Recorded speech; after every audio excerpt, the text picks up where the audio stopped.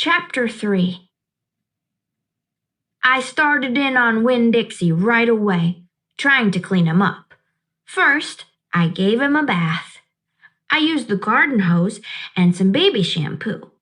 He stood still for it, but I could tell he didn't like it. He looked insulted, and the whole time he didn't show me his teeth or wag his tail once. After he was all washed and dried, I brushed him good. I used my own hairbrush and worked real hard at all the knots and patches of fur stuck together. He didn't mind being brushed. He wiggled his back like it felt pretty good. The whole time I was working on him, I was talking to him, and he listened. I told him how we were alike. "See," I said, "you don't have any family, and neither do I. I've got the preacher, of course, but I don't have a mama.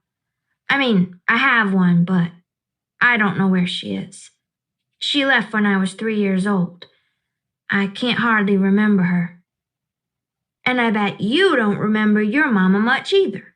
So we're almost like orphans." Winn-Dixie looked straight at me when I said that to him, like he was feeling relieved to finally have somebody understand his situation. I nodded my head at him and went on talking. "I don't even have any friends because I had to leave them all behind when we moved here from Whatley. Whatley's up in North Florida. Have you ever been to North Florida?" Winn-Dixie looked down at the ground, like he was trying to remember if he had. "You know what?" I said. "Ever since we moved here, I've been thinking about my mama extra hard, more than I ever did when I was in Whatley." Winn-Dixie twitched his ears and raised his eyebrows. "I think the preacher thinks about my mama all the time, too. He's still in love with her. I know that because I heard the ladies at the church in Whatley talking about him. They said he's still hoping she'll come back. But he doesn't tell me that. He won't talk to me about her at all.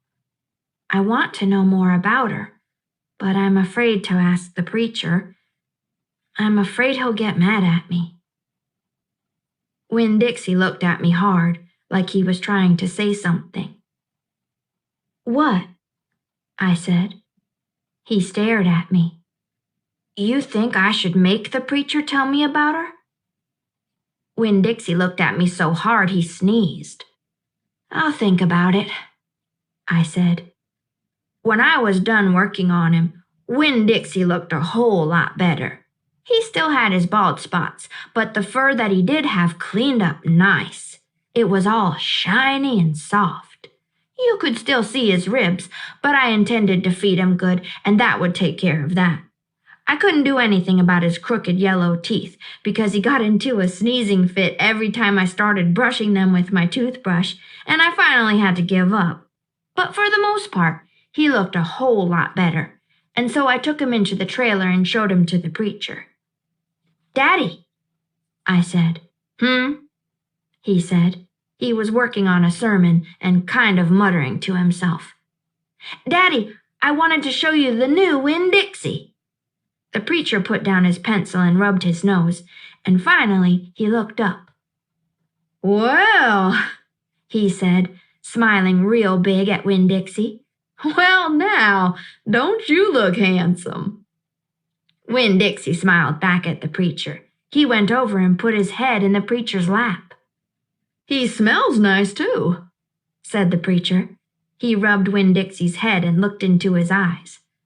"Daddy," I said, real quick before I lost all my nerve, "I've been talking to Winn-Dixie." "Is that right?" the preacher said. He scratched Winn-Dixie's head. "I've been talking to him, and he agreed with me that since I'm 10 years old, you should tell me 10 things about my mama. Just 10 things. That's all." The preacher stopped rubbing Winn-Dixie's head and held real still. I could see him thinking about pulling his head back into his shell. "1 thing for each year I've been alive," I told him. "Please?" Winn-Dixie looked up at the preacher and kind of gave him a nudge with his nose. The preacher sighed. He said to Winn-Dixie, "I should have guessed you were going to be trouble." Then he looked at me.